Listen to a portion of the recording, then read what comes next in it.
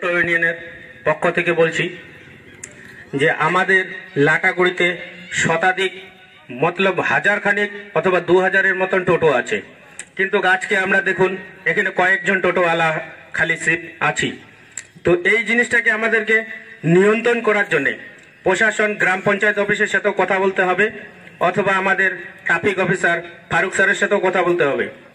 আমাদের ইউনিয়নের পক্ষ থেকে আমরা যখন সব টোটোওয়ালাকে ইউনিয়নের একটা সার্টিফিকেট দেব, সেই সার্টিফিকেটের ভিত্তিতেই যাতে রেজিস্ট্রেশন করতে পারে, এই সার্টিফিকেটের ভিত্তিতে রেজিস্ট্রেশন করলেই তবে আমাদের ইউনিয়নের আওতায় থাকবে সব টোটোওয়ালা।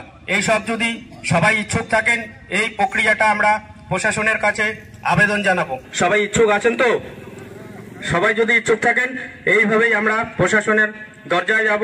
আর আমরা আশা রাখবো, চেষ্টা রাখবো এই আমাদের গ্রাম অঞ্চলের যে এই টোটোর টাকার অ্যামাউন্টটা সর্বোচ্চ বেশি করেছে, আমরা বিডিও অফিসে একটা স্মারকলিপিও দিতে পারি যে গ্রাম অঞ্চলেরটা একটু কাটছাট করার ব্যবস্থা যদি করে, সেটা আমরা সবাই মিলে সিদ্ধান্ত নিয়ে দেখি বিডিও কবে যাওয়া যায়। ধন্যবাদ।